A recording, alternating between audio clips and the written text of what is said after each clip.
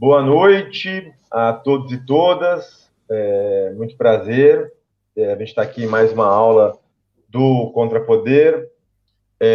Meu nome é Marino Mondek, eu sou editor do Contrapoder, e essa é a nossa quinta aula do curso 100 anos de comunismo no Brasil, de 1922 a 2022.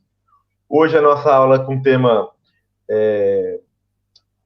bem específico, como todas as outras, né? Mas a Guerra Fria, a grande ruptura, PCB e PCdoB, de 1945 a 1960. Os professores são a professora Maliviana e o professor Mário Maestre. Antes da gente começar, aqui já estão na sala aí, como bem vocês podem ver. Gente, eu estou olhando para cá, mas estou aqui do lado porque é um olho na cobra, um olho no gato, né? Ou conforme for a expressão do lugar de vocês. Antes da gente começar a aula, eu só quero dar uns recadinhos bem rápidos aqui para a gente. Como a gente vem falando em todas as aulas, as inscrições seguem abertas. Então, conhece alguém que não se inscreveu no curso, vai querer ganhar um certificado, não só acompanhar as aulas. É só pedir para se inscrever, o link está aqui na descrição, aqui embaixo do vídeo. Todos os materiais do curso, todas as questões sobre o curso estão no site, mas vocês podem mandar também uma mensagem direto para a gente, pelo WhatsApp, ou aqui, ou nos comentários, ou no chat. Esse aqui é o telefone do Contrapoder. Se você não está recebendo nossos materiais pelo WhatsApp, é só adicionar o telefone, mandar uma mensagem que você vai receber. Para quem está inscrito no curso, tem que adicionar o telefone para receber as mensagens. E, além disso, para lembrar, o bom lembrete do meu amigo Mário Maestre, esse também é o Pix do Contrapoder. Então, quer fazer alguma doação, quer ajudar a contribuir com o nosso projeto, segue aí o nosso Pix, que é o nosso telefone. Só para a gente fechar esses informes antes aqui, então. Pedir para todo mundo que está assistindo esse vídeo, questões de praxe, para curtir, compartilhar, mandar para os amigos que acham que têm interesse nesse tema. E essa semana a gente lançou o nosso editorial também, que a gente lança de 15 em 15 dias, e o tema foi sobre as federações partidárias, né?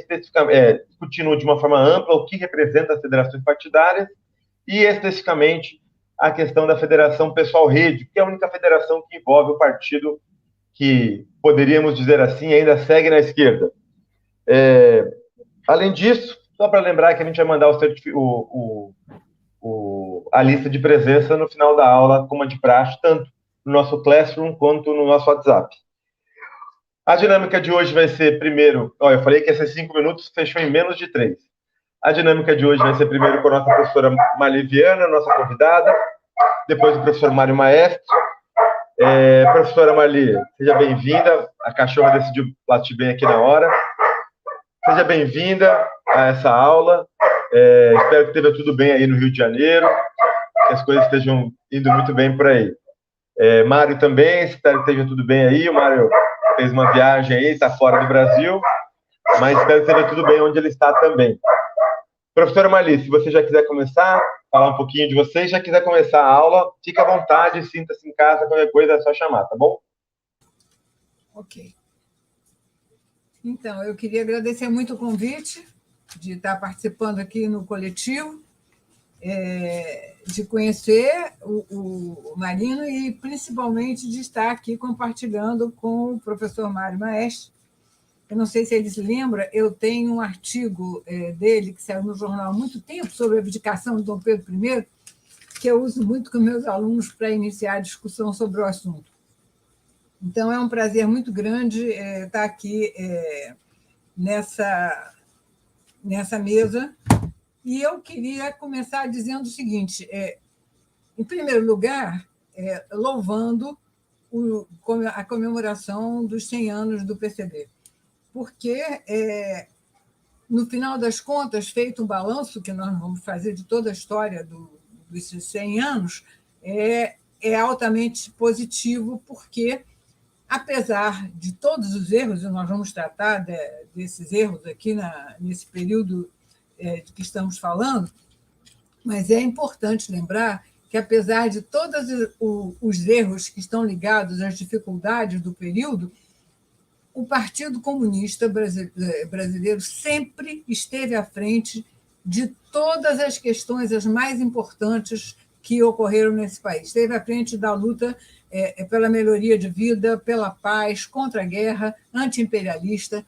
Não houve luta importante nesse país que o PCB não tivesse ou encabeçado ou participado ativamente. Então, eu acho que esses 100 anos são 100 anos, principalmente, de comemoração.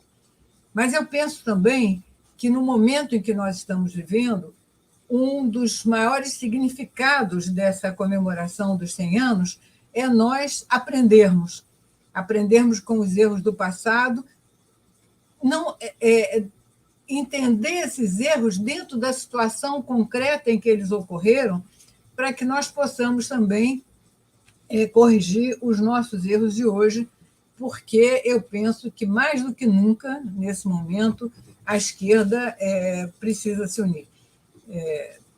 E ela só vai se unir à base de uma grande discussão. E esse momento é um momento que é bastante propício à discussão das questões da vida política do nosso país, porque falar do PCB é falar da história política do Brasil.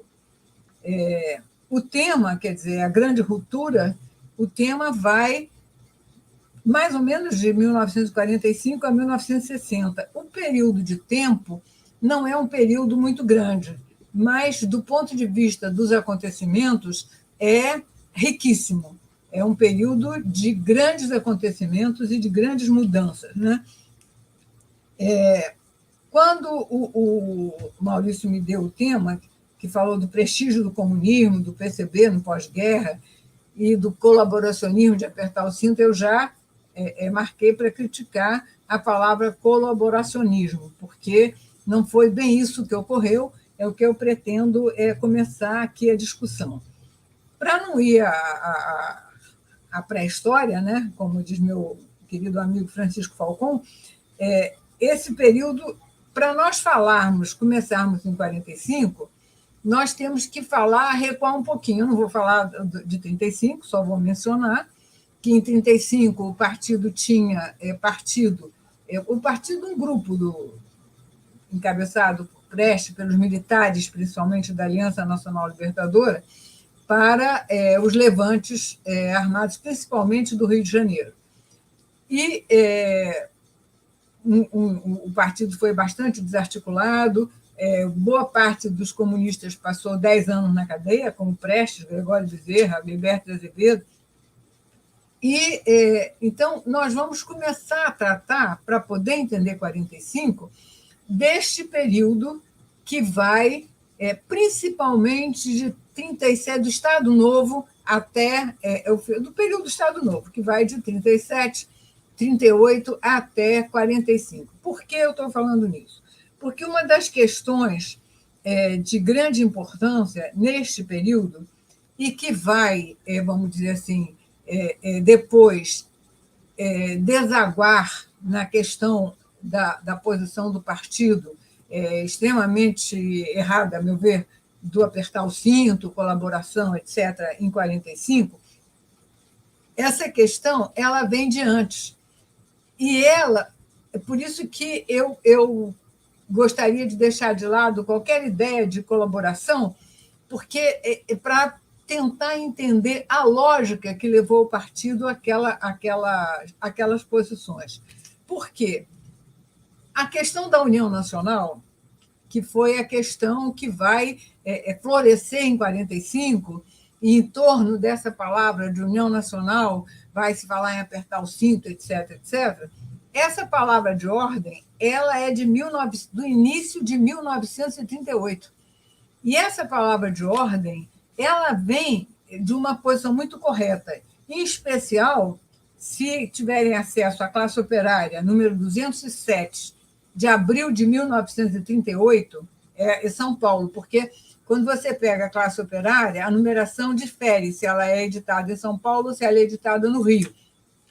Mas esse número 207, de abril de 38, é a edição paulista.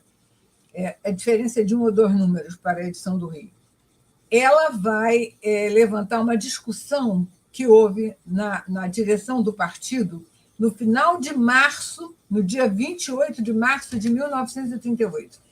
essa discussão que levanta a palavra de ordem de união nacional. Mas o que significa, naquele momento, a união nacional? É a união nacional pela democracia e pela paz. E é interessante ver a correção dessa palavra de ordem, porque a guerra ainda não tinha começado. Mas já tinha havido ataque à Abissínia, já tinha havido, em 1938, Hitler já estava de olho nos Sudetos, a ameaça de guerra já era concreta, e, entre parênteses, esse foi um dos grandes acertos do Partido Comunista, é pressentir a chegada da Segunda Guerra Mundial e tentar e encabeçar uma luta pela paz, né? Então, era União Nacional pela democracia e pela paz. Apoio sem reservas. Nesse momento, eles fazem um chamamento para que todos os países e povos pacifistas e anti-guerreiros se unissem exatamente para impedir a guerra. E dão todo o apoio sem reservas a Oswaldo Aranha, que tinha, naquele momento, um papel importante por estar do lado dos americanos, que se opunham, evidentemente, aos nazistas, né? Então, a União Nacional em defesa da democracia, da paz e da nossa independência. Foi essa a palavra de ordem, e, fundamentalmente, pensando na manutenção da paz. Essa palavra de ordem, no início, Prestes estava na cadeia, no início ela foi rejeitada por Prestes, mas depois Prestes a aceita. E começa a haver uma certa modificação nessa palavra de ordem, né? E, a meu ver, porque os comunistas, apesar de toda a abnegação, apesar de toda a luta, como eu disse, da maior importância, eles sempre tiveram uma grande deficiência na interpretação da realidade nacional. E, em especial, na interpretação da luta de classe, no sentido de não entender, e a meu ver não entende até hoje, o que é essa classe dominante no Brasil. Quer dizer, qual é a violência da classe dominante no Brasil. A gente, às vezes, esquece que a abolição ela se deu quando o escravo não valia mais nada. Que, a meu ver, né, isso é uma discussão, que a abertura de 64, quando eles não temiam mais os sindicatos nem o Partido Comunista. Mas, enfim, a violência da classe dominante. E ela, neste período, ela foi esquecida. E, a meu ver, ela foi bastante esquecida porque, neste período que Prestes está na prisão, o Brasil vai entrar em guerra, vai entrar na guerra ao lado dos aliados. 42, 43, os estudantes vão para a rua, vai ser criada a Força Expedicionária Brasileira, que vai para lutar na Itália. E uma das questões que o partido não soube equacionar foi que era possível lutar contra o fascismo, lutar o envio de tropas para lutar na Itália contra o nazifascismo e, ao mesmo tempo, lutar contra o Estado Novo. Quer dizer, essa questão não foi bem equacionada. Então, o que era bastante dito era o seguinte: se Vargas aceita entrar na guerra, declara guerra ao eixo e vai mandar tropas para lutar contra o nazifascismo, então nós temos que apoiar o Vargas. O que foi uma interpretação bastante equivocada, quer dizer, ou é uma coisa ou é outra. E essa interpretação da realidade ela vai fazer com que, exatamente em 45, quando vem a legalidade do partido, nós tenhamos algumas questões bastante discutíveis. Mas é preciso levar em conta também que, dada a falta de um embasamento teórico, não só do marxismo, mas também do conhecimento da nossa realidade, da nossa vida social, acho eu também que, porque naquele momento você tem um núcleo dirigente que era, teoricamente, não era dos mais brilhantes, e não estava ligado ao movimento operário como partido no início da vida partidária, até porque estava brutalmente perseguido. Nós estamos falando de um momento que vai, depois de 1935, daquela luta anticomunista violenta, depois das insurreições de novembro de 1935. Então, você tem esse momento que o Getúlio entra em guerra, essa má interpretação, se o Getúlio é contra o nosso inimigo, nós temos que ser a favor do Getúlio. Por outro lado, a situação internacional também ajudou a esse tipo de interpretação. Em 1943, quer dizer, você tem um momento em que o imperialismo americano ele está unido à União Soviética na luta contra o nazifascismo. E você tem, nesse momento, Stalin, por exemplo, em 1943, ele dissolve a Internacional Comunista como uma atitude de boa vontade para com os aliados. E tudo isso pesou muito para que os comunistas achassem o que o Stalin vai dizer depois, agora o perigo de guerra acabou, a guerra é apenas ideológica, esse apenas não foi bastante bem interpretado. Então, houve o que dizíamos no jargão comunista, a ilusão de classe. Quer dizer, o apoio à guerra estava correto, um apelo à União Nacional pela paz e pela democracia estava correto, mas isso foi mal interpretado. Eu não sei se vocês conhecem o livro, que é uma coletânea de artigos de Prestes nessa ocasião, chamado Questões Gerais da Democracia, que trata bem desse período, é um apelo, não vamos fazer greve, vamos dar as mãos aos patrões para reconstruir esse país, essa unidade que haveria no pensamento em que, neste país, só um pequeno grupo estaria contrário a uma revolução nacional libertadora. E eu chamo a atenção para isso, para esse termo nacional libertador, que, a meu ver, é um termo introduzido no partido pelos militares, pela Aliança Nacional Libertadora e pelos militares comunistas, né, que foram muitos até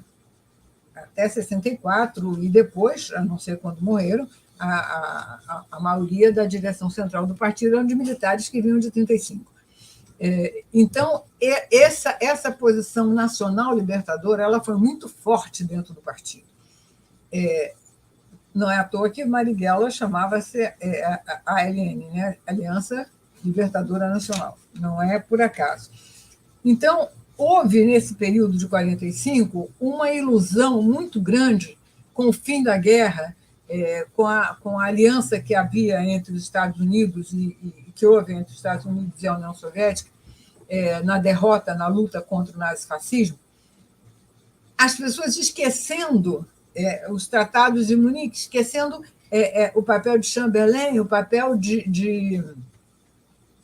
do inglês, que agora me foge o nome, quando cederam os Sudetos a Hitler, esqueceram como a União Soviética lutou praticamente sozinha, até que, quando os aliados viram que seria capaz de chegar a Berlim sozinha, desembarcaram na Normandia, né? Já tinham na Itália, no norte da África, mas a grande ofensiva foi já em 44, a guerra acabou em 45, menos de um ano depois. E houve essa ilusão que agora, com essa unidade, com esta aliança, o mundo seguiria apenas numa luta ideológica pacífica. Eu não sei se o Mário tem idade para lembrar disso, mas aqui no Rio, quando você entrava no aterro, havia, e a simpatia por Stalin naquela época, havia, quando você entra no aterro, aquele morro havia uma pichação imensa, viva Stalin. Quem fez foi a mulher do Noel Gertel, que era alpinista. Isso foi feito em 45, 46, e só foi apagado em 64. Ficou lá esse tempo todo, como uma homenagem à atitude da União Soviética na guerra. Há marchinhas, o Cabo Laurindo, que é um samba maravilhoso, que é uma homenagem ao Cabo Laurindo, que era um comunista que vivia no Morro. Então, o prestígio dos comunistas em 1945, quando termina o Estado Novo, quando termina a guerra, foi imenso. E as pessoas acreditavam realmente, a direção do partido acreditou que tínhamos entrado num período pacífico. Quer dizer, não se pensou o que era essa classe dominante, não se pensou quem era o Marechal Dutra. A posição do partido ela não foi de apoio em conteste ao Getúlio, não. Essa posição foi de apoio de algumas pessoas que participaram da Conferência da Mantiqueira. Mas a posição foi até uma posição correta. Em vez das eleições se darem em novembro de 1945, como ocorreram, que devesse primeiro ter a Constituição, a Constituinte. E, a partir da Constituição, a eleição do presidente da República. O queremismo, que foi o movimento, principalmente dos sindicalistas do PTB, é que queriam Getúlio, o continuismo de Getúlio. Não foi essa a posição do PCB. A posição do PCB foi constituinte com Vargas para que a eleição só fosse feita depois que a Assembleia Constituinte tivesse promulgado a Constituição. É discutível, eu acho que é uma posição que não é criticável. Mas qual foi, então, vamos dizer assim, o erro do partido? Foi acreditar nas classes dominantes, foi acreditar que, naquela euforia que existia, que a luta de classe mais acirrada tinha acabado. O partido cresceu muito nessa ocasião, chegou a ter 400 mil membros. Mas na base de quê? Primeiro, não tinha estrutura orgânica para manter esse grupo, para organizar, para fazer um trabalho de educação. E essas pessoas entravam, havia mesinhas na rua, e as pessoas se inscreviam, e se inscreviam pelo entusiasmo do final da guerra, pela vitória contra o nazifascismo, pela admiração pelos comunistas que tinham estado presos 10 anos, como Prestes, Gregório Bezerra e esses grandes nomes do partido. Então, isso aí foi muito deixado de lado. As pessoas interpretaram isso como se fosse uma visão mais pelo socialismo, o que evidentemente não era. Essas ilusões de classe, entre parênteses, nós vamos ver que elas vão se repetir em 64. Essas ilusões com os grupos da classe dominante, elas vão se repetir em 64. Um pouco assim, vem Dutra, mas se nós formos bonzinhos, se nós não fizermos greve, se nós não tivermos uma atitude belicosa, se nós propugnarmos por uma situação mais pacífica, então nós seremos aceitos. E isso foi, como eu já falei, ilusão de classe, né? Não tem a menor dúvida. Né?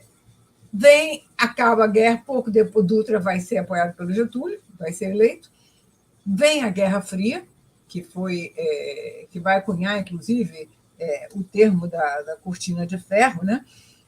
Em 1947, o Brasil rompe relações diplomáticas com a União Soviética, e todos sabem, em 1947, por uma provocação, eles caçam o mandato caçam o Partido Comunista, colocam outra vez na ilegalidade, com a desculpa de que o Partido Comunista do Brasil queria dizer que ele estava ligado a alguma coisa internacional. Isso vai ter importância na década de 60, quando aparentemente vai ser, pelo menos pro forma, o Mário vai falar disso, o motivo para o rompimento com o grupo que formou o PCdoB. E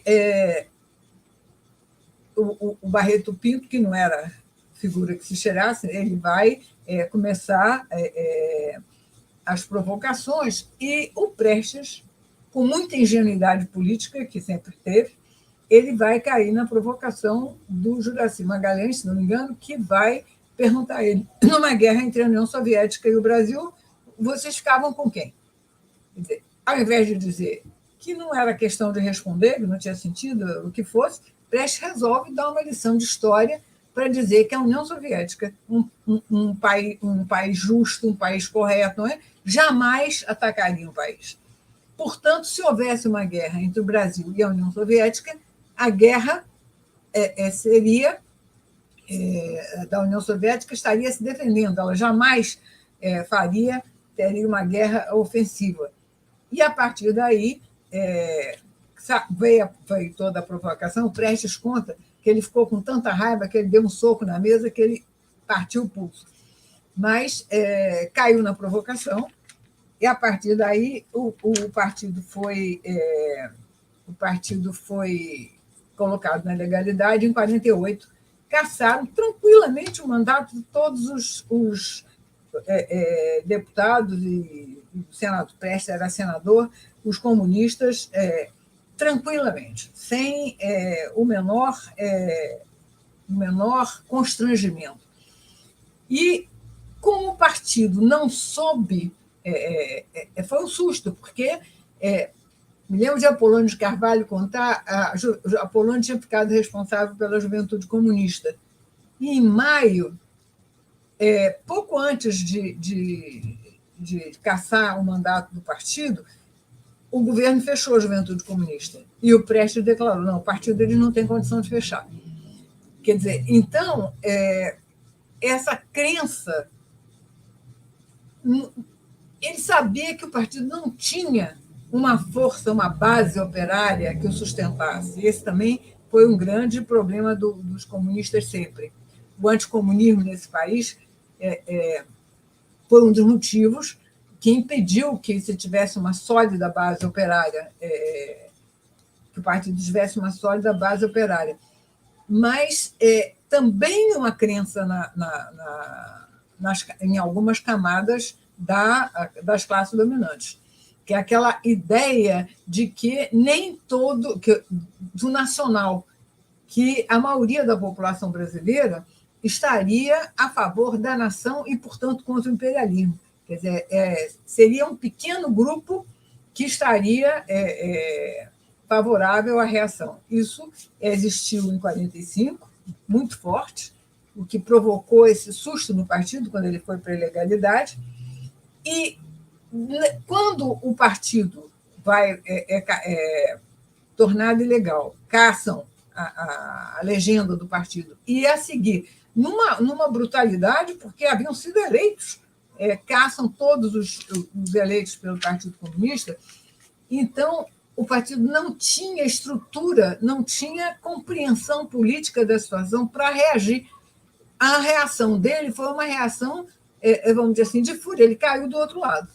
Quer dizer, de apoiar os patrões, dar os braços, apertar o cinto, não fazer greve, ele parte para o famoso Manifesto de Agosto de 1950, que já começam antes, em algumas reuniões do partido, que é um prodígio de sectarismo. Eu queria chamar a atenção que muitas vezes as pessoas dizem esquerdista. Não, esquerdista não. Ele era sectário.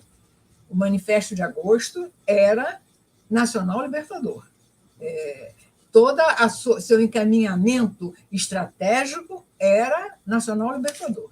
Não era esquerdista. Ele não ia por uma revolução socialista imediata que poderia ser chamada de esquerdista, não, era nacional libertador. Sectário, porque a maneira de conquistar essa revolução que era, vamos dizer assim, bastante sectária. Eles propunham, como em 1935, um governo popular nacional revolucionário sob a direção do proletariado,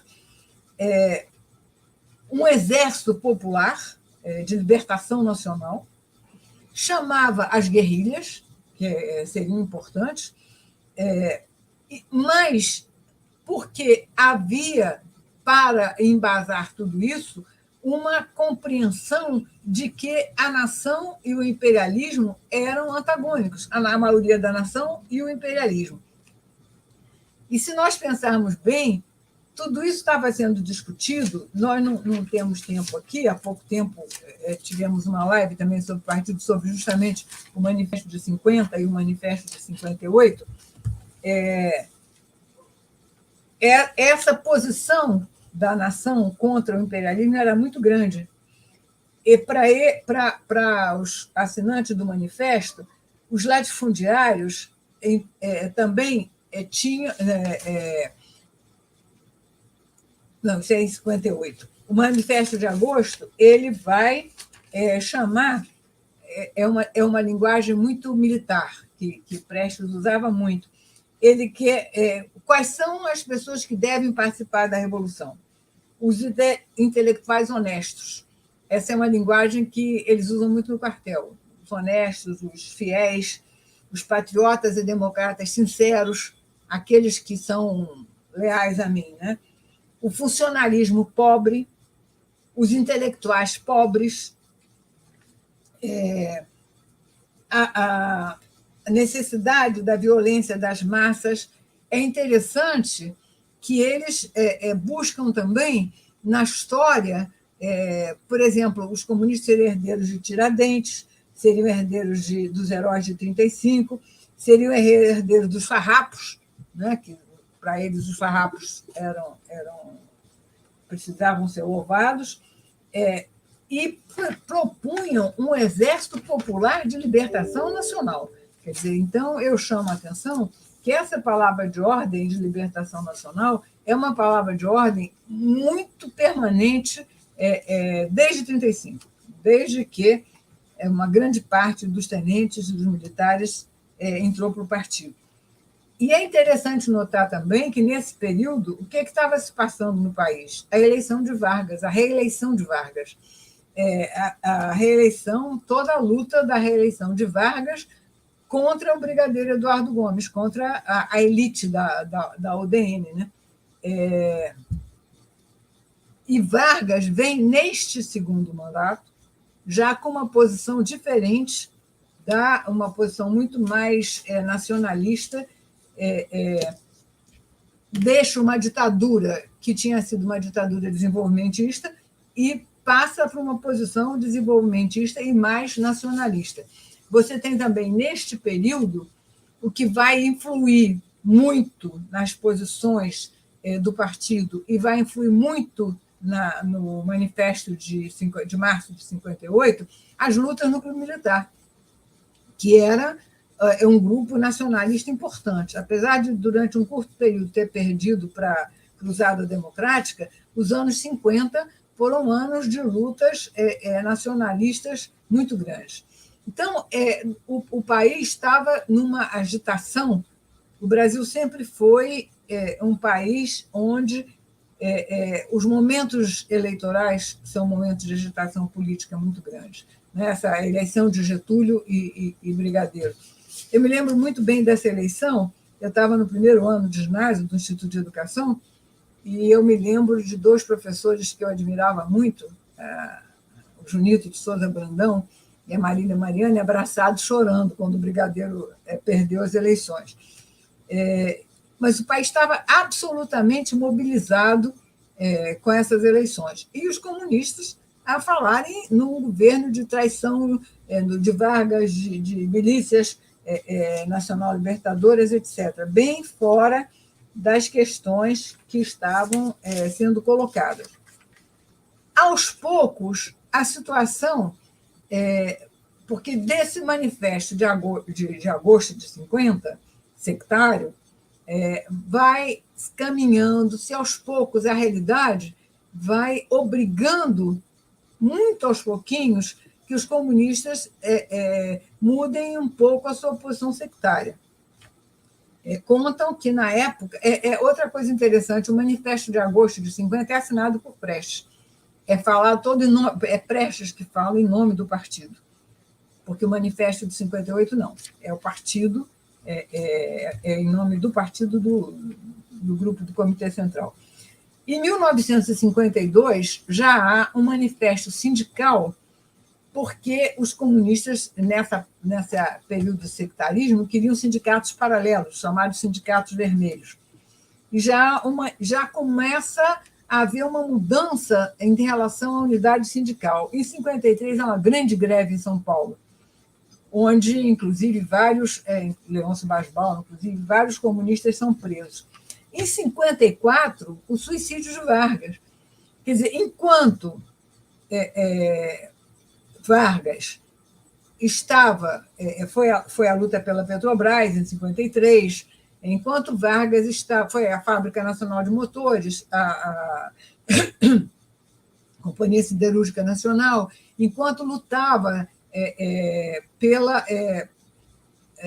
por uma posição desenvolvimentista, o partido, e atacado brutalmente pela UDN e pelo senhor Carlos Lacerda, o partido também atacava. Era um horror, etc.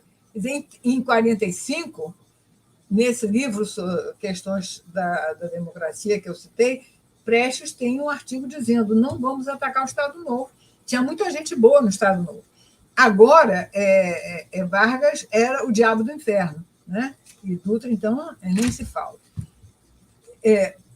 Na época do suicídio do Vargas, foi outro susto para o partido, porque ele estava naquela posição antivarguista, né? Ainda vendo Vargas exclusivamente como o ditador sanguinário dos primeiros anos do Estado Novo, e não viu o que estava, o grupo que estava, quem era o grupo que estava se opondo a Vargas. E quando vem o suicídio, a massa vai para a rua, inclusive a maioria dos comunistas. Quer dizer, foi uma comoção nacional. Foi uma questão impressionante. E o partido ficou outra vez, foi apanhado de surpresa de novo, sem saber o que fazer. Tanto que o 4º Congresso do partido, que é pouco depois, em 54, ainda mantém fundamentalmente as posições do Manifesto de Agosto, mas mantém no papel. Na realidade, as questões já começavam a se modificar pela prática dos comunistas, pela ação prática dos comunistas. E vem, em 56, a denúncia dos crimes de Stalin. O 20º Congresso, a carta do Khrushchev, denunciando os crimes de Stalin. E foi um outro susto no partido. Né? Muita gente deixou o partido. Quem viveu a época conta que foi as pessoas choravam, Marighella chorava desesperadamente, porque tinha havido realmente um culto e uma crença que Stalin era o pai dos povos, etc. E, de repente, vem aquela crítica, tanto que, no início, foi dito que aquela carta o relatório Khrushchev era falso, que era fabricado pela CIA. E, quando foi visto que era verdade, houve uma debandada de muita gente do partido, houve um grupo que quis fazer a discussão, abriu-se a discussão, mas imediatamente houve uma carta do Prestes mandando encerrar a discussão, também da carta rolha, e é uma questão para nós pensarmos, não tem condição de se discutir muito aqui, mas o que se dizia na época? Uma questão, inclusive, que eu, quando entrei para o partido em 61, ainda escutei muito. Não faça crítica ao Stalin, porque fazer crítica ao Stalin é fazer crítica à União Soviética, e nós temos que defender a União Soviética. É um argumento aparentemente lógico, mas profundamente equivocado. Se você não for a fundo na crítica, você vai acabar não resolvendo os problemas e acabar como acabou, melancolicamente. Né? Nós não temos que... acho que foi Gramsci que disse que toda verdade é revolucionária. Então, nós não temos que ter medo de enfrentar a verdade.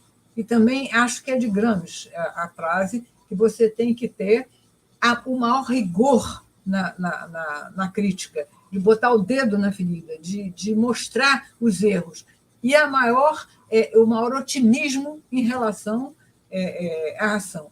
Quer dizer, essas coisas estão ligadas. O que não se pode é fazer de conta que não houve erro. O que não se pode é fazer de conta que não tem que passar por cima, tem que arranjar uma desculpa para os erros, né? Eu acho que a Lukács, que tem um artigo também muito interessante sobre a questão da autocrítica, que as pessoas não estão habituadas a fazer uma crítica. Entrei na citação, mas essa vai ser a última. Lenin disse: você tem que criticar acerbamente o erro, não a pessoa que errou. São coisas diferentes. E esse artigo do Lukács sobre a autocrítica, ele diz: as pessoas não criticam, não sabem criticar. Então, quando entram na crítica, entram para arrasar, para destruir. E é uma questão que o partido nunca aprendeu, tanto que nunca enfrentou autocrítica nenhuma. Quer dizer, saiu-se de 35, partiu-se para 40, a luta armada, foi-se para 45, do apertar o cinto, foi-se para o Manifesto de Agosto, para a guerrilha e milícias nacional-libertadoras, depois vai-se partir para o Manifesto de 58, mudanças radicais de posição, sem fazer nenhuma autocrítica da posição anterior.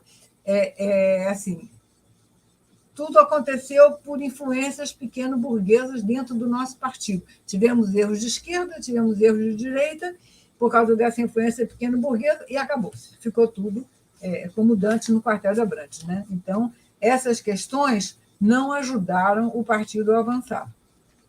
Voltando a 56, esses acontecimentos, não só os acontecimentos da vida cotidiana, como o trabalho sindical, como o suicídio de Vargas, como as greves operárias, a denúncia do culto à personalidade, isso foi levando a que um grupo do partido percebesse que a linha tinha que mudar, que aquele secretismo do partido não podia continuar.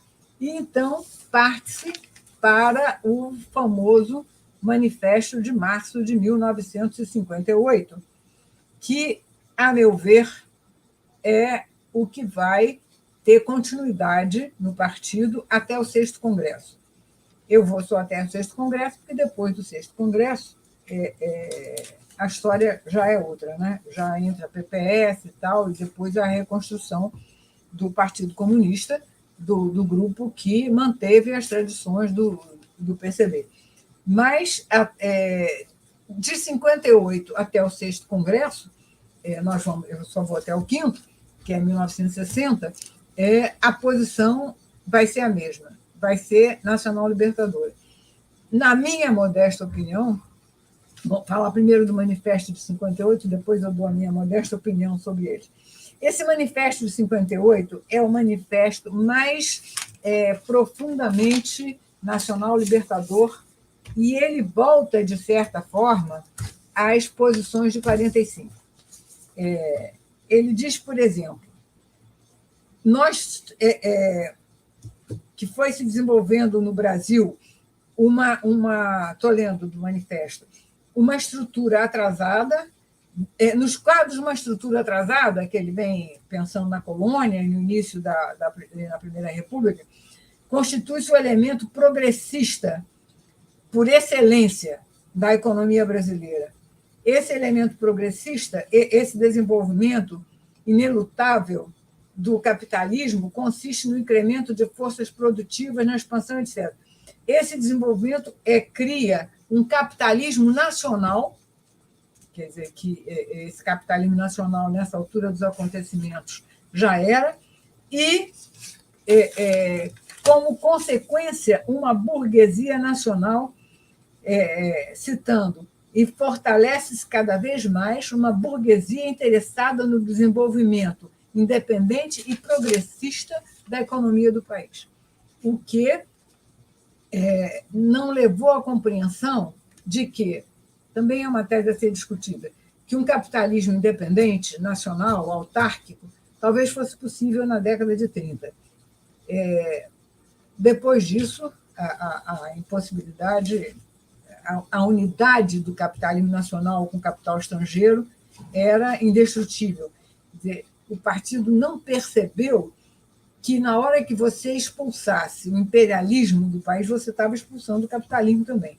Isso não foi percebido pelo partido, né? Falava-se muito ainda dos restos feudais e semifeudais, sem nunca explicar o que era esse feudalismo, né? Outra questão, o processo de democratização no nosso país, isso estou lendo o Manifesto de Março de 58, é uma tendência permanente. Por isso, podemos superar quaisquer retrocessos e seguir incoercivelmente para adiante. Quer dizer, era uma crença que nós tínhamos chegado num ponto em que não era possível retroceder democraticamente. Quer dizer, isso foi 58, menos de 10 anos antes do golpe de 64. Né? Então, falava-se do caráter nacionalista, do caráter nacional libertador, nenhuma palavra sobre a Hungria, nenhuma palavra sobre a Hungria nessa época. Né? Então, havia assim, o país estava dividido entre um pequeniníssimo, mínimo grupo de agentes internos entreguistas, quer dizer, imperialistas, e o resto da nação. Por isso, nós tínhamos força. E, nesse momento da Revolução, quem deveria dirigir a Revolução seria essa burguesia nacional. A pequena burguesia urbana era explorada pelo imperialismo, não podia expandir suas atividades. A burguesia nacional estaria interessada no desenvolvimento independente e progressista da economia nacional. Os setores de latifundiários que possuem contradições com o imperialismo norte-americano, derivadas da disputa em torno de preço de produtos de exportação na concorrência no mercado internacional, estão do nosso lado. Os grupos da burguesia ligados aos monopólios imperialistas rivais dos monopólios dos Estados Unidos e que são prejudicados por isso, estão do nosso lado. Quer dizer, é uma incompreensão absoluta da correlação de forças e do papel que tinham esses grupos. Em determinado momento, eles dizem que o proletariado e a burguesia devem se aliar em torno de um objetivo comum e lutar por um desenvolvimento independente e progressista contra o imperialismo norte-americano, igual a 45. Embora explorado pela burguesia, é do interesse do proletariado aliar-se a ela, uma vez que sofre mais do atraso do país e da exploração imperialista do que do desenvolvimento capitalista. Por isso, a burguesia é uma força revolucionária. Quer dizer, então, agora eu dou a minha humilde opinião. Se eu tivesse que comparar, não tem, o Manifesto de agosto de 50 e o Manifesto de março de 58, eu fico com o de 50. Por quê? Porque, apesar de todo o sectarismo, o Manifesto de 50 tem uma posição de classe. O Manifesto de 58 não tem. O Manifesto de 58, ele, inclusive, inventa, é uma questão que vai ser repetida no 5º Congresso, ele inventa dizem os filósofos, eu não sei, que só existe uma contradição principal. As outras são derivadas ou secundárias. Mas o partido resolveu que você tinha duas contradições fundamentais entre a nação e o imperialismo, e a outra era, não me lembro mais. E a terceira, que seria derivada e tal, seria entre capital e trabalho. Então, essas posições... Aí fica uma pergunta que eu faço para o Mário, se ele puder responder depois. Será que aí começaram as divergências do PCdoB com o partido? Porque o Manifesto de agosto ele vai ser assinado por um grupo do qual eu tive grandes amigos, como Armênio Guedes, mas que eu sempre considerei a direita dentro do partido. Então, esse grupo era um grupo que pensava assim, e pensou assim até o fim da vida, né? Até, de certa forma, em determinados momentos, um pouco liquidacionista em termos do partido. E vai ser essa posição, que eu acabei de ler algumas partes, do Manifesto de março de 58, que vai se consolidar no 5º Congresso do partido em setembro de 1960. O 5º Congresso vai acatar essas posições e aprovar essas resoluções como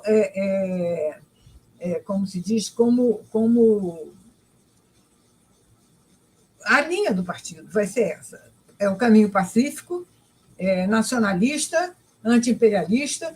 Esse negócio de luta de classe, de contradição com a burguesia, isso vamos deixar para depois. Quer dizer,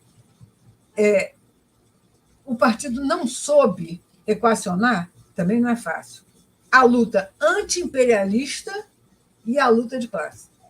Como equacionar essas questões num país que não é colonial. Porque num país colonial é mais fácil, né? Aí realmente você coloca a luta, você une a nação contra o poder de fora dominante. No caso do Brasil, o caso do Brasil não era esse.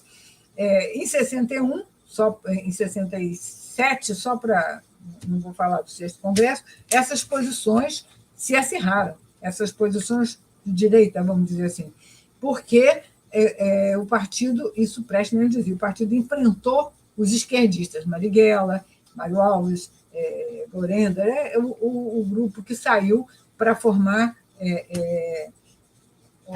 com alguns da luta armada. Mas, em 60, você não tinha isso, você ainda tinha esse grupo da direção do partido organizado. Quando, em 61, 62, você vai ter o rompimento. Em 61, como eu disse, entrei para o partido, eu participei muito da campanha pela legalidade do partido. E nesta campanha pela legalidade, aí que mudou-se o nome. Você era Partido Comunista Brasileiro, lembrando que o do Brasil podia alegar que você estava ligado a um grupo internacional, etc. E este foi o motivo, vamos dizer assim, aparente, porque eu não acredito que tenha sido esse, que fez o rompimento do PCdoB, do grupo que saiu, que tinha sido da direção do partido, Grabois, Arruda, Pomar, todo esse grupo que tinha lutado até então como comunistas. Por isso eu não estou de acordo em apagar esse passado comunista desse grupo. Como eles romperam, a meu ver, essa pergunta que eu faço ao Mário, porque eu não cheguei a conhecer nenhum desses grupos, porque quando eu entrei para o partido em 61, já se discutiu os ativos, chamando esse grupo de fracionista, etc, etc, etc. Não se colocou nunca os motivos reais do rompimento, e sempre se ficou nisso. Rompeu-se porque queria mudar o nome, queria tirar a ditadura do proletariado, isso e aquilo. Mas, seguramente, e por isso eu não me sinto segura para falar sobre isso, essas questões ligadas, que provocaram esse rompimento, tenho certeza que o Mário vai falar muito. E, finalmente, eu penso que nós devemos aproveitar muito essas reuniões para discutir esses problemas nossos, para discutir sem medo, para botar o dedo na ferida, para louvar o que tem que ser louvado, que foi muita coisa. Porque, como eu disse, com todos os erros cometidos, a maior parte dos comunistas pagou muito caro pelas suas lutas pela democracia, pelo que eles entendiam que seria o melhor para o Brasil. E a unidade da esquerda é uma coisa imprescindível para que nós consigamos avançar hoje em dia. Então, eu espero que essas discussões todas elas tenham vamos dizer assim, desaguem em alguma coisa muito positiva para a unidade da esquerda no país. A disse que ia falar meia hora, falei muito obrigada, e agora sou todo ouvidos. Peraí que entramos num formato estranho. Bom, muito obrigado, professora Marli, né? A gente tem a agradecer, ótima explanação. Tinha muita coisa ali que eu não sou um especialista, não conhecia nem um pouco. Mas agora vamos deixar um pouco para o Mário. Pessoal que está ouvindo a gente aí, depois, se quiserem já mandar as perguntas no chat, eu não peguei nenhuma pergunta, tá? Mas se quiserem mandando as perguntas no chat, já o Mário falou que vai falar aproximadamente 15 minutos. Então vamos ver como é que vai ser. E daí depois a gente vai fazer uma rodada de perguntas, como é de costume. 1 ou 2 rodadas, quanto for necessário. Tá bom? Mário, tá com você. Você está com o som desligado, Mário. Precisa ligar o som aí. 2 anos de ao vivo, todo dia quase, e ainda esquece isso aí. Primeiro, é uma imensa alegria estar aqui com a colega Marli, né, uma referência na história política do Brasil, né, com belíssimos trabalhos, entre outros temas, sobre 1935. Né?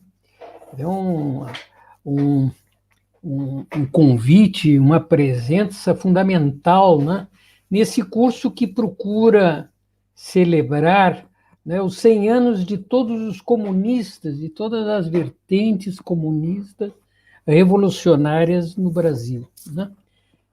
Aqueles comunistas que ainda se referem ao programa, né, de fundação em 1922, né, do Partido Comunista do Brasil, né, seção brasileira da Internacional Comunista. Né? Na realidade, esse curso é um curso plural, né? E eu me coloco numa outra vertente do que a companheira Marli, né? Eu me coloco na vertente, aquela vertente que rompe com o Partido Comunista em 1927, 28, né? Quando nessa nossa interpretação, o movimento comunista internacional, sob a direção do stalinismo, abandona as propostas do bolchevismo e do marxismo revolucionário, leninista, de Leon Trotsky, etc. Né? Mas a mim me cabe, né, sobretudo, discutir, fazer algumas observações sobre o surgimento do Partido Comunista do Brasil, o atual Partido Comunista do Brasil. Na realidade, como a companheira Marli lembrou, né, em 1953 morria Joseph Stalin. Né? 3 anos depois, Khrushchev denunciava os crimes de Stalin e iniciava a desestalinização, a descompreensão relativa da URGS, né, da URSS, né, da União Soviética, né, que aprofundando a política de colaboração com o capital internacional. Essa política de colaboração com o capital internacional guiara já grande parte do período stalinista, né? Para além das declarações retóricas, né? A característica do stalinismo, né, que expropriou os trabalhadores soviéticos, o poder dos trabalhadores soviéticos, foi romper com o internacionalismo. O que determinava, a partir daquele momento, era a construção do socialismo em um só país, na União Soviética, colocando a revolução nos demais países, né, dentro da ótica da diplomacia soviética, que interessava para a diplomacia soviética. Interessava ter contato com setores, né, dos partidos capitalistas para estabelecer relações comerciais, etc., né, contraditando os interesses da Revolução Mundial. Né? Mas, dando um salto em tudo isso, né, após, né, a denúncia dos crimes de Stalin, né, e essa descompressão, essa relativa, em 1958, adaptando aquela realidade, né, ao Brasil, né, com a aprovação de Prestes, o Giocondo Dias reuniu um pequeno grupo de dirigentes do partido, Alberto Passos Guimarães, um grande intelectual comunista, o Mário Alves, né, que depois fundou o PCBR, né, teve uma morte gloriosa, né, se podemos dizer, Armênio Guedes, Jacobo Gorender, né, chamou esse grupo para redigir o documento substitutivo à orientação anterior. Mas esse grupo trabalhou à margem do Comitê Central, né? Foi uma espécie de golpe no Comitê Central, né? Sobretudo porque no Comitê Central quem tinha força era o setor duro stalinista, né, comandado por João Amazonas, Diógenes Arruda, Pedro Pomar e Maurício Grabois. Eles que eram responsáveis, né, pela política, no fato das políticas do partido. Naquele momento, o Partido Comunista do Brasil, o PCB, né, adaptava-se assim, como sempre, às orientações moscovitas, né? Não foi nenhuma reflexão, não foi uma abertura, se enquadrava, né, a essa realidade, né?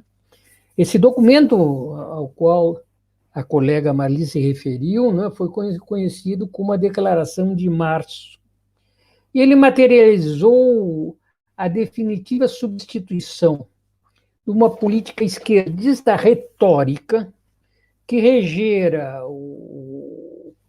digamos, o PCB, né, após a sua ilegalização em 1947. Essa a ilegalização em 1947 se deve à Guerra Fria, né, que foi uma proposta da direita do imperialismo, né, mas, né, essa política, né, essa nova política, em forma já aberta, propunha, né, aliança com a burguesia nacional e progressista, que essa foi sempre a constante, começa desde quase 27, foi sempre o elemento constante da política, né, dos comunistas moscovitas no Brasil. Jamais foi um rompimento com a independência da classe trabalhadora, com a luta pela autonomia da classe trabalhadora, com a luta pelo socialismo, no qual foi fundado, né, o Partido Comunista em 22. Né? Na realidade, essa aliança com a burguesia progressista, a burguesia anti-imperialista, né, era um pressuposto da política de revolução por etapas. Né? A revolução por etapas é uma construção da época do stalinismo, desse colaboracionismo. Dizia-se que primeiro temos que fazer uma revolução democrática nacional, lutar contra os resquícios do feudalismo, lutar contra o imperialismo, consolidar o capitalismo sob o governo popular, sob o governo democrático, que seja, e só mais no futuro, quando não se saberia quando, se começaria a lutar pelo socialismo. Portanto, com essa declaração, com essa reorientação devido às instruções moscovitas, né, por primeira vez propunha-se a possibilidade da conquista pacífica do poder, né, o que materializava no Brasil, né, essa nova orientação mundial né, da convivência pacífica da burocracia soviética. Né. Agora, chama atenção, né, essa possibilidade de convivência eterna com o capitalismo fora proposta por Stalin, né, imediatamente após a Segunda Guerra Mundial. Né. Stalin queria a revolução no mundo não era mais necessária. Né. Tanto que, como a colega Marli chamou a atenção, Stalin, de uma forma monocrática, autoritária, né, dissolveu a Terceira Internacional. A Internacional de Lenin, de Trotsky, de Bukharin, de Zinoviev, dos bolcheviques, dos socialistas revolucionários, dos marxistas revolucionários, todo mundo deu uma canetada. Tudo isso. Não, mostrar boa vontade com as grandes nações capitalistas, né? Na realidade, né, naquele documento é que se dizia de forma clara, o cara da Revolução Brasileira era anti-imperialista e anti-feudal, nacional e democrática, como a Marli apresentou em forma brilhante, né?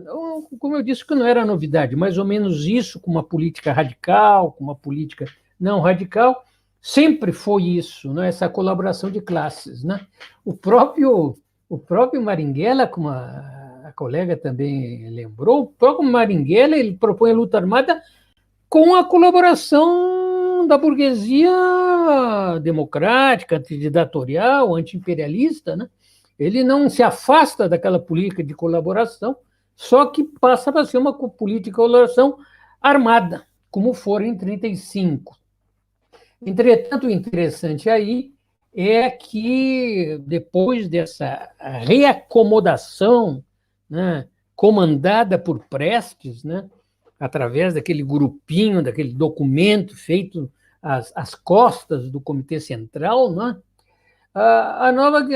era necessário que algumas cabeças rolassem, era colocar os erros, né?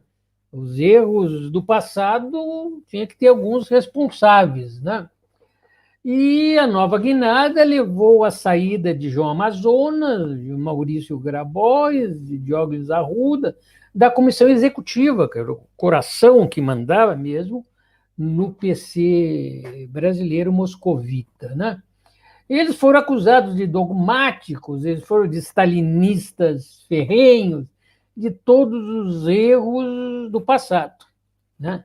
E com a saída deles, né, vai entrar o Giocondo Dias, que mais tarde vai ser secretário-geral do PCB, e o Mário Alves, né, na executiva, que era do Grupo Baiano.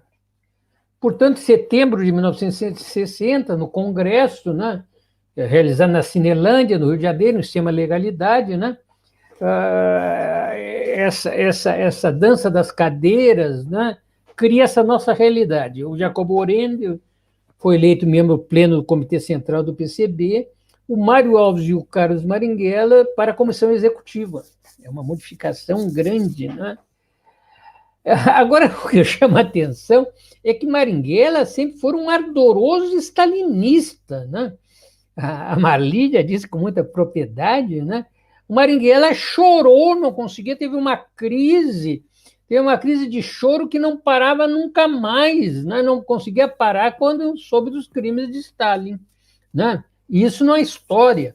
O próprio Gorenje me disse: olha, maestro, né, eu estava lá, eu vi, nós tentávamos consolar o Marighella, né?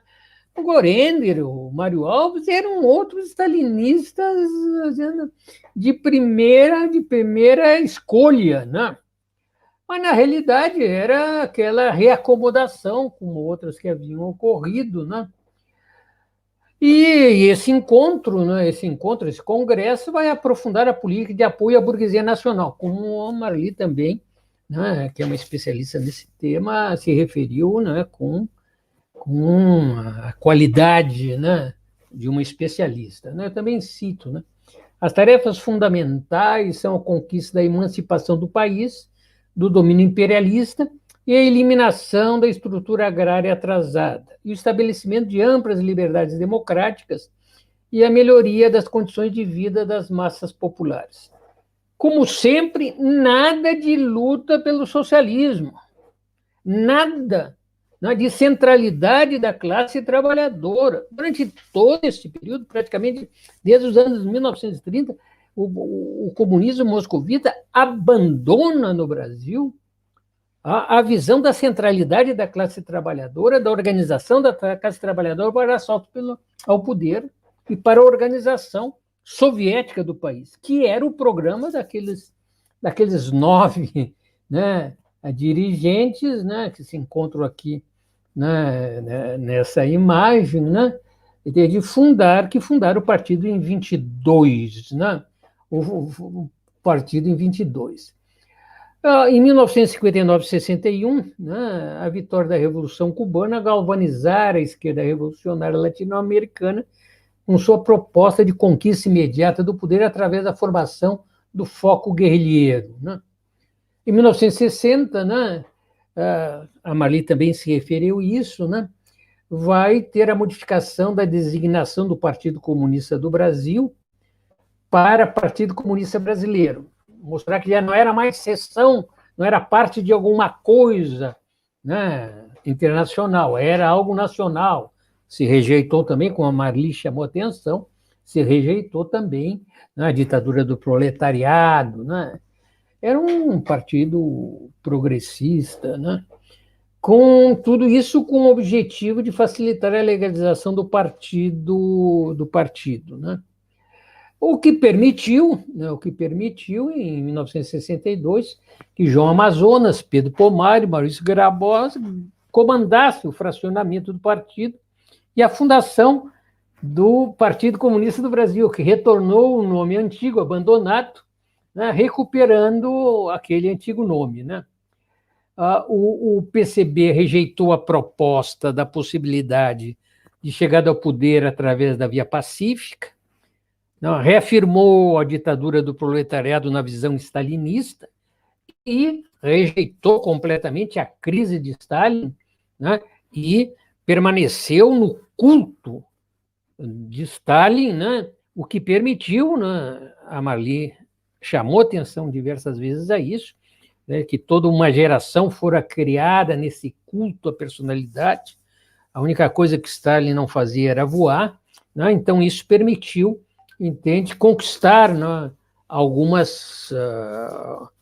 uma porção dos militantes do agora Partido Comunista Brasileiro, PCB, mas não muitas. Né?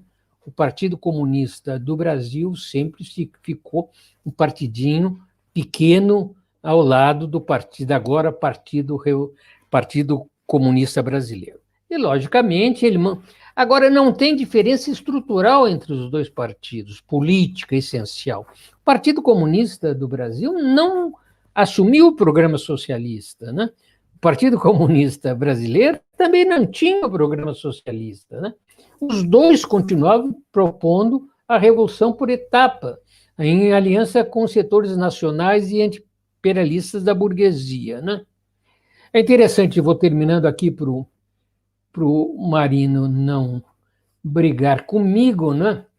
No contexto do grande salto adiante, né, de 1958 e 60, né, lançado na China pela Mao e equipe maoísta, né, do Comitê Central, que foi um desastre enorme, né, causou dezenas de milhões de famintos, né, qualquer coisa como desastre, né, da nacionalização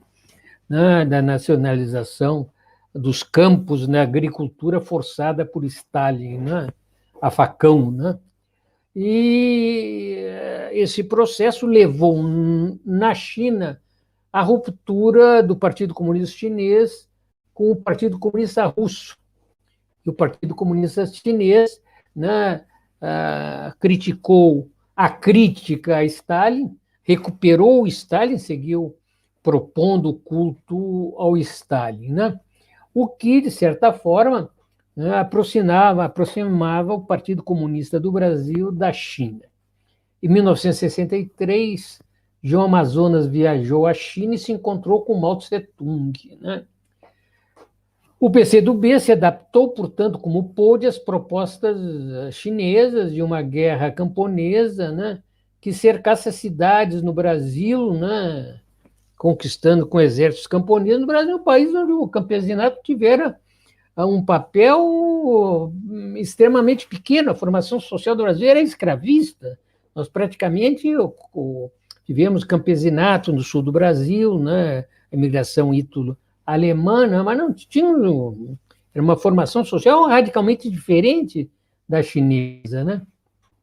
Mas, na regra, e o Brasil, o país avançava nesses anos, né, aceleradamente a sua industrialização. Né? Mas o PCdoB se adapta a isso, como o PCB se adaptava à orientação moscovita que se adapta à orientação de Pequim, né? Em 1966, o PCdoB aderiu oficialmente ao maoísmo, né? Se não me engano, no seu 6º congresso, né? E apoiou a grande Revolução Cultural Proletária de 68, né? A 1969, é muito interessante, essa grande Revolução Cultural Proletária foi feita, sobretudo, por estudantes sem proletários, né? E no mesmo ano, já o Partido Comunista do Brasil, mostrando as suas dificuldades, até dessas contradições entre sua política e a realidade objetiva, né, e conheceu 2 rupturas, né, a ala vermelha, que tinha uma orientação mais fidelista, guevarista, foquista, né, e o Partido Comunista Revolucionário. Portanto, seguindo a orientação chinesa, né, também na chinesa, o PCdoB começou a organizar, nós estamos na ditadura militar, a implantação de uma coluna guerrilheira no Araguaia. Para vocês terem ideia, o Araguaia está a mais de 1.000 quilômetros de São Paulo, que era o coração central do Brasil. É uma região que tinha 40.000 habitantes dispersos, né? Esse grupo de estudantes, alguns trabalhadores, né? Jamais conseguiu a simpatia de alguns camponeses, mas jamais o apoio político, não tinha nem sentido, né? Ele foi terrivelmente reprimido, né, em 1962, combateram com heroísmo, né? Uma página gloriosa, mas politicamente infeliz da nossa história. Agora, é interessante, por enquanto que o pessoal estava lá combatendo no Araguaia, né? Mao Tse-tung, né, já estabeleceram, a partir de 71, a aliança com Nixon e com o imperialismo estadunidense, uma aliança contra a União Soviética, né? O que levou a seguir, nos anos seguintes, né, o PCdoB a romper com a China, né? E, paradoxalmente, né, definiu em 1978 a Albânia, né? Um país miserável, né? E seu líder, o Enver Hoxha, como os 2 faróis da Revolução, né? Nesse contexto, conheceu uma nova cisão, agora o Partido Revolucionário Comunista, né? Dos então maoístas Tarso Genro e José Genuíno. Chama atenção que, tanto como outros, são lideranças destacadas da direita petista, né? Do maoísmo à direita petista. E aí eu vou concluindo, né? Com o início da abertura, né? Da abertura proposta pela ditadura e que conseguiu, né, levar adiante por alguns anos a ditadura militar, né? Após a ruptura com a China, após a repressão da guerrilha araguaia, né? Logo depois vai romper também com a Albânia, né? Os militantes do PCdoB ingressam no MDB, que era o político, o partido permitido pela ditadura, onde desempenham uma política essencialmente pacificadora, né? Vão apoiar o colégio eleitoral e vão apoiar o governo Sarney. A conclusão, já praticamente todo mundo conhece, após uma rápida esquerdização, né? Onde abandona a revolução por etapa, né? E aceita o programa socialista no Brasil, após essa rápida hiato na política do PCdoB, retorna às velhas posições e avança nessas velhas posições e acompanhou o PT na reconversão social-liberal, né? Lançando inicialmente o socialismo para além do horizonte histórico, né? E se despedindo completamente do passado, né? Hoje o PCdoB é um partido democrático burguês, social-liberal, né? Aqui, né, se apronta para, nos próximos anos, possivelmente até mesmo, para abandonar a designação, já diversas vezes ensaiaram isso, a designação comunista e a cor vermelha na bandeira. É isso, Marino.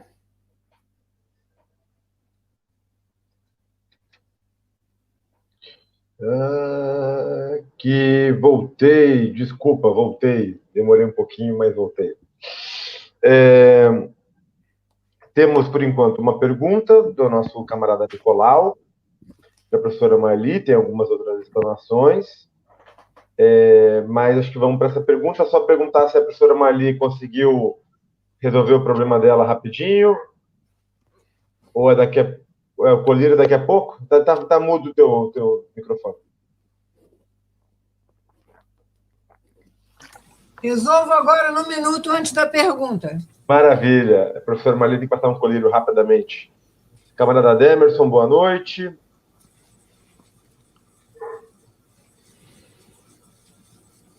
Então temos duas perguntas. O Emerson também fez uma pergunta ali. Ele fez uma pergunta antes das perguntas, Marino, entende? Me permite lembrar aqueles que nos escutam, né? Entende que o contrapoder aqui necessita da ajuda econômica para manter a nossa atividade benévola, né? O Marino vai colocar aí o nosso Pix, 5, 10 reais, 20 reais, né? Entende? Nos ajuda bastante, né? Entende que todo esse trabalho é feito com esforço, né? Físico e econômico dos companheiros que estão envolvidos, né? Então, dá uma pingadinha ali no 11 95 17 71 614. Nós agradecemos comovidos. O comunismo revolucionário agradece comovido. Eu não tenho Pix, tem que me mandar uma conta bancária. Beleza, não tem. Te mando depois. Ali, né? É a maior invenção do mundo, Maria. É a coisa mais simples que tem. Nós, os veteranos, a gente leva tempo para se adaptar a essas coisas. Eu descobri no mês passado e agora só quero Pix. Eu tenho medo. Vamos lá. Primeira pergunta do Nicolau. Nicolau pergunta para Marli: a senhora poderia falar mais sobre a posição da direção do PC em relação à central sindical em 1950? Grato. Já vou colocar a pergunta do Demerson também junto. Daí acho que podemos passar para a Marli, depois para o Mário, e também se tiver mais perguntas, a gente pode mandar mais perguntas. Ainda temos um tempo para a gente responder elas, tá bom? Demerson Dias, grande Demerson Dias, ótimas explanações. Na perspectiva de vocês, por que o mandato univos do Manifesto Comunista não é capaz de convencer os marxistas a estabelecerem pelo menos ações anticapitalistas comuns?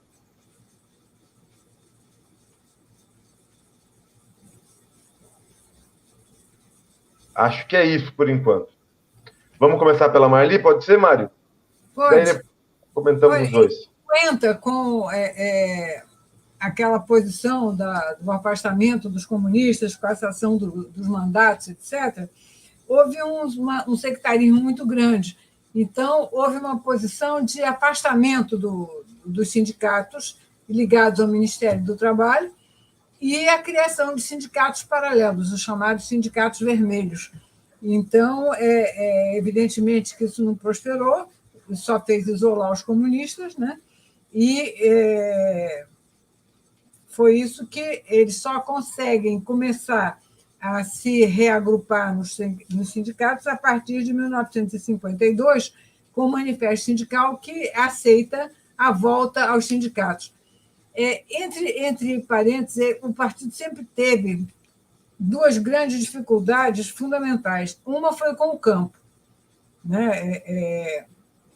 Só com as ligas camponesas, aliás, com o trabalho de Gregório Bezerra no campo, que foi quem começou o trabalho com as ligas camponesas, depois o Julião assumiu, o Gregório era conhecido como comunista, mas o partido sempre deixou o campo meio de lado. Também não é fácil, né?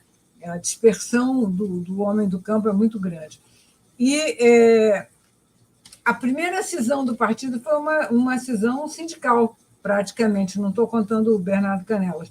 mas exatamente com aquele grupo dos gráficos, do grupo que queria trabalhar com o sindicato contra o partido que falava que a federação era mais importante. Então, houve uma cisão muito grande, um grupo importante de sindicalistas saiu do partido. Um pouco mais tarde, havia uma discussão muito grande se faria unidade ou não com Sarandi Raposo, que era um pelego, mas que era, vamos dizer assim, quem comandava o maior número de sindicalistas, chamados de amarelos. Ele era ferroviário, líder ferroviário. Na década de 60, 61, a divergência entre a direção do partido e os sindicatos era muito grande. O partido dizia que os sindicatos queriam atrelar o partido aos sindicatos, e não o sindicato receber as ordens do partido. O sindicato dizia que não era correia de transmissão. Então, nunca houve uma afinidade muito grande, apesar de trabalharem, de terem líderes, de dirigirem greves, de terem dirigido grandes sindicatos, sempre houve alguns problemas. Mas, em 50, o grande problema era esse, era não trabalhar nos sindicatos ligados ao Ministério do Trabalho, porque eram sindicatos corruptos, etc., e criar sindicatos paralelos. O que, como eu falei, começa a ser desfeito com o Manifesto Sindical de 1952 e, principalmente, com a unidade que houve na greve de milhares de paulistas em 1953. É isso.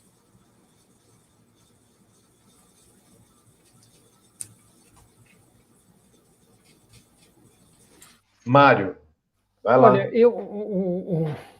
logicamente, aqui nem pretendo, né, agregar muito, né, agregar o que a Marli apresenta. A Marli é uma especialista nesse tema, né? A minha área de trabalho é bem diferente, né? Em todo caso, eu acho que é um elemento político ideológico que sempre dificultou, né, o trabalho dos comunistas moscovitas no Brasil. É o que eu já me referi, né, a proposta da Revolução por etapa, né, e com uma primeira etapa democrática nacional, de libertação nacional, etc., com aliança da burguesia, em aliança com a burguesia dita progressista, dita anti-imperialista. E essa proposta de aliança com a burguesia anti-imperialista, progressista, nacional, ele colocava sempre freios à organização e às reivindicações dos trabalhadores, né? Porque os trabalhadores tendiam a ultrapassar essa política de colaboração. A Marli se referiu a isso, né? Mas a Anita Leocádia Prestes fala isso com uma pertinência e com uma frieza magnífica de historiadora, da grande historiadora que ela é, nesse livro sobre a memória, sobre Prestes, né? Esse da Boitempo, né? Ela chama atenção ali depois da Segunda Guerra Mundial, quando Stalin sonhava com essa colaboração com o imperialismo, o Prestes mandou a classe trabalhadora apertar o cinto.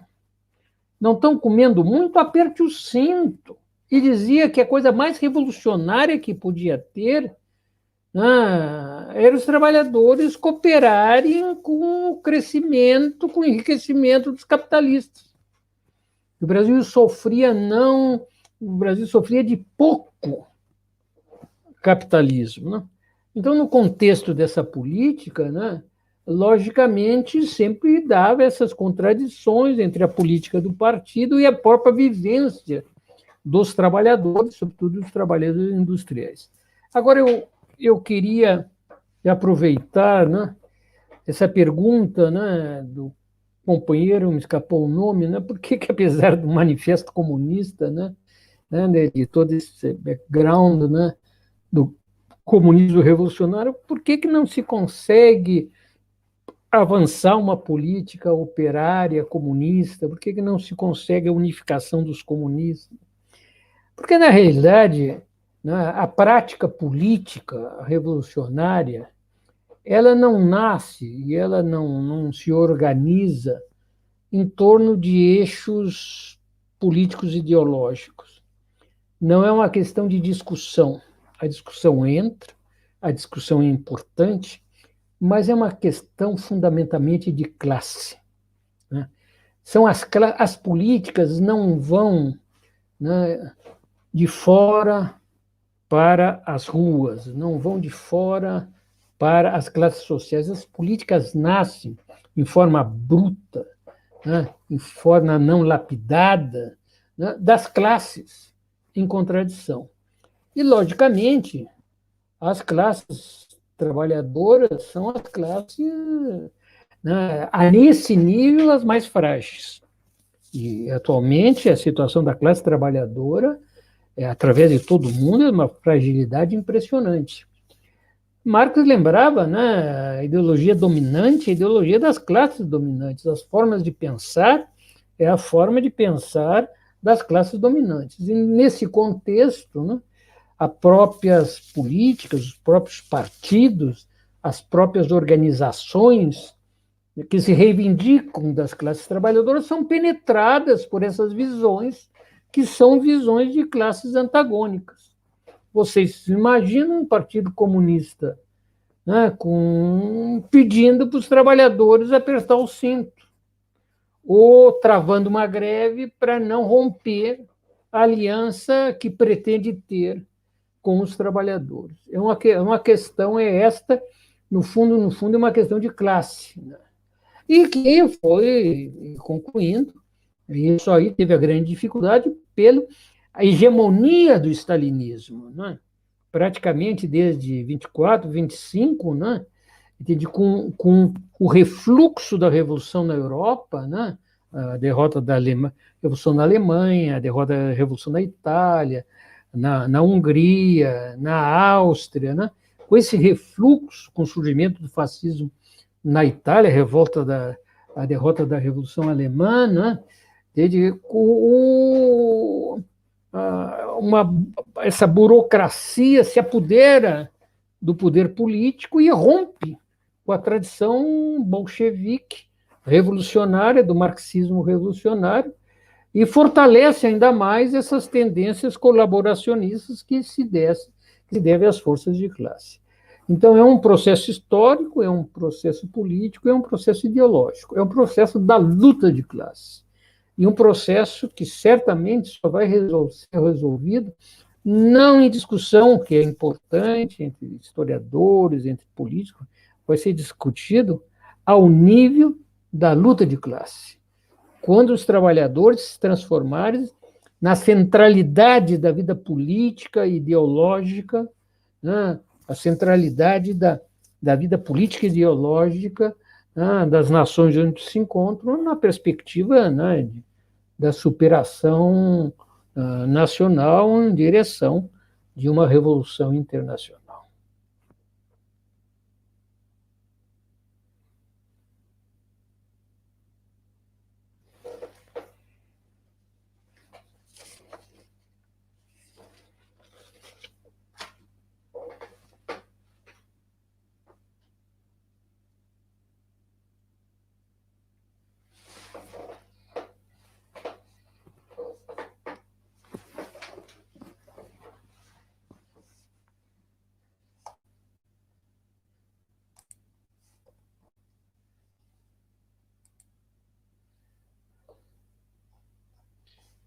Gente, eu falei de microfone fechado de novo, e agora vai minha vez.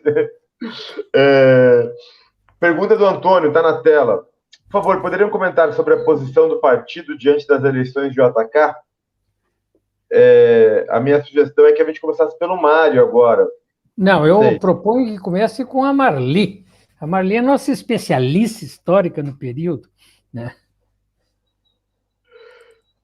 Você com o microfone fechado também, Marli. Olha, eu faço assim, eu falo rapidinho e passo para ele. Pode ser. Braulio, obrigado. Eu vi que eu estava com o microfone fechado, eu falei pra caramba aqui, li o Manifesto Comunista com o microfone fechado, paciência. Marli, então, por favor. Antônio Zé da Silva, que eu conheço muito, tenho muito material que ele mandou, tem um arquivo aqui no meu computador de material que o Antônio Zé manda. Prazer em vê-lo aqui. Então, olha, a posição do partido foi de apoio ao JK. E foi uma posição acertada, porque o Juscelino, apesar de ter sido um governo que ele facilitou muito para a vida dos comunistas, ele não perseguiu os comunistas em nenhum momento, e nunca se pensou nisso, né? Se deu legalidade ao partido, nem o Jango, mas também não perseguiu. O partido vivia praticamente na legalidade. E resolveu apoiar o Juscelino. Isso foi... o Juscelino foi eleito em outubro de 55. Primeira vez que eu votei. Nem conto meu voto naquela época, não quero que fique na minha biografia. E o Juscelino dizia que não queria o apoio dos comunistas. E a UDN dizia que o Juscelino não devia ser votado porque tinha o apoio dos comunistas. E foi uma atitude correta do partido perceber que tinha que apoiar o Juscelino porque o opositor era o Joalês Távora, que era a favor o entreguista, como se falava na época, né? Era a favor de entregar o petróleo, de colaboração com o capital estrangeiro, e o Juscelino, embora tenha sido absolutamente entreguista, ele não se manifestava nesse sentido. E tanto foi correto o apoio do partido que a UDN tentou, de toda maneira, impedir a posse de Juscelino, o que foi sustada pelo golpe preventivo do Marechal Lott, no dia 11 de novembro de 55. Já estava tudo preparado para dar um golpe e não deixar que o Juscelino tomasse posse, porque naquela época você não era um turno só e era maioria simples, não precisava ter maioria absoluta. O Juscelino teve 30 e poucos % de votação. Mas o Lott impediu o golpe e foi correto o apoio do partido ao Juscelino, embora o partido tivesse idas e vindas nos apoios dele, apoiou o Adhemar, Adhemar depois pintou para os comunistas, mas, enfim, a posição do partido foi correta, foi de apoio ao Juscelino. Agora é o professor Mário, modesto e brilhante. Eu entendo de muita coisa, mas não sou, nem me aproximo da especialização e da competência da colega Marli sobre a história política, ainda mais nesse período. Eu acho que nós temos leituras diversas, né, a partir de opções políticas, ideológicas, epistemológicas diversas, né? A gente discute sobre os mesmos fatos, né, os mesmos sucessos. Agora, eu acho muito interessante, né, esse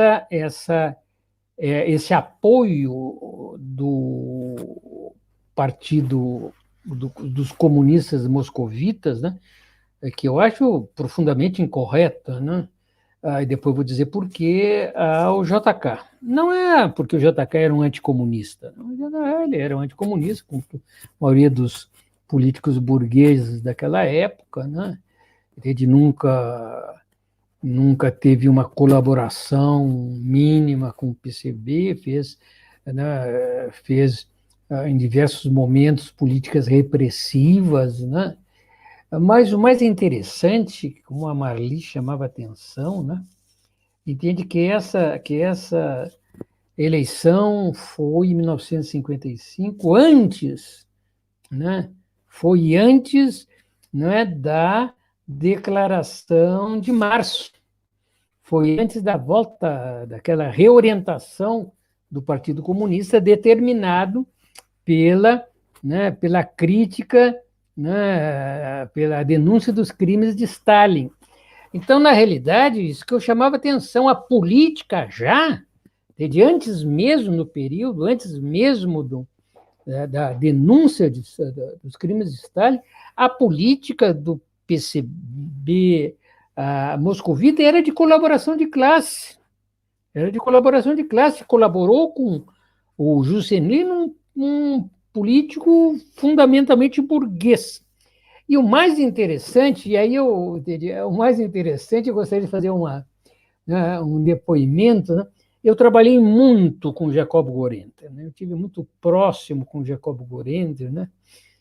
Até uma vez ele me perguntou assustado, né, se é verdade que eu era trotskista, né? Isso aí não é vergonha para ninguém, Gorentner, né? Mas o Gorentner sempre falava, né, que o Juscelino Kubitschek teria sido eleito possivelmente devido aos 500 mil votos do PCB. Né? Possivelmente esse apoio do PCB se deve a vitória do JK foi devida, talvez, a esse apoio, né, dos 500 mil votos, o que, como a Marlice chamou a atenção, o JK nunca reconheceu. Agora, por que eu acho incorreto? Né? Porque era sempre a política do menos mal, do menos pior. Qual é o candidato burguês menos ruim? Né? Então, é o JK ou... Né? E essa política se desdobrou depois no JK, se desdobrou depois no Jango, né? E levou o golpe de 64. Né? E se nós abraçarmos essa política, foi uma política que contribuiu sempre, né, para, né, a não construção de uma visão, né, autônoma, né, da centralidade da classe trabalhadora. Né? O apoio a esses partidos, aos partidos candidatos burgueses, era radicalmente contra, né, essa autonomia dos trabalhadores. Né? Porque, senão, se seguimos nessa política, e seguimos ainda, né, e continuamos nessa política, né, nós chegamos a um determinado ponto ali que o governador, candidato, no PC do B, propôs, né, que era melhor trocar, né, o Bolsonaro pelo Mourão, né? Que era melhor trocar no Mourão, né? Trocar um semifascista estúpido, né, por um semifascista inteligente, político, capaz, né, ou, se não semifascista, um direitista. Né? O importante é a autonomia dos trabalhadores. Né? A autonomia dos trabalhadores, a construção da política dos trabalhadores, da centralidade dos trabalhadores, é uma questão histórica, né? Não é o que vai acontecer nas eleições e no dia seguinte, né? As eleições, nas eleições, dia seguinte vencemos as eleições e depois vem aquele desastre, né? Lembra o caso da Dilma, né? Lembra os casos do próprio Lula, né? E quanto a isso, nós temos que pensar muito claro nessas eleições que vêm aí, né? Que estão já se propondo novamente essa aliança com a burguesia, né? Sob qualquer possibilidade de autonomia, de construção da autonomia dos trabalhadores. É contigo, Marino. É comigo, então. Gente, a gente não tem mais perguntas ali, não. Não sei se mais alguém quer falar aí de última hora, alguma coisa. Estamos aí com 1h43 de aula. Se mais ninguém quiser perguntar nada, eu vou pedir para você fazer um fechamento. Mas vamos esperar aí enquanto a gente tem mais alguma questão. Aparentemente não. Então, eu vou pedir para você fazer um fechamento curto aí, o que vocês acharem. Eu fecho para deixar para a Marli, né, que é a dama desse encontro. Não, então, só colocar aqui, agradecer essa possibilidade, o prazer de ter conhecido a Marli Viana em pessoa, né? Tenho consulto ela sistematicamente, né? Entende? Aquele livro de 35 ali está todo ele sublinhado, tá todo, né? Estão todas as minhas biografias, né? Então é uma honra, né? ter estado aqui com uma estudiosa, uma colega marxista, estudiosa desse período, né? Então, agradecendo a todos, a todas e a todos, vamos deixar todo mundo contente, né? Que nos escutam, né? Que nos escutam, agradecendo o Marino, né? Que também aí está sempre no apoio, e lembrando os companheiros e companheiras, né? De pingar os 2, 3 pila ali, né? Para nos ajudar a nossa campanha. Então, um abraço para todos. Professora Marli. Faço minha as palavras do Mário para ele, né? É um prazer enorme estar aqui. Meus alunos estão cansados de lhe conhecer, porque eu trabalho muito com seus trabalhos, e é um prazer enorme, foi uma honra estar aqui compartilhando com você. Vou pensar no que você disse sobre o Juscelino. Agradecer muito ao Mário, ao Maurício, conhecer o coletivo de vocês. Pode me mandar a conta bancária. Os dois aí têm o meu WhatsApp. Agradecer a todos que estiveram aqui conosco e parabenizar mais uma vez, porque eu acho que essas discussões são imprescindíveis. É só a gente trocando ideias e discutindo que vamos poder avançar. Muito obrigada, foi um prazer enorme. Um abraço, Mário, um abraço, Marina, um abraço para o Maurício.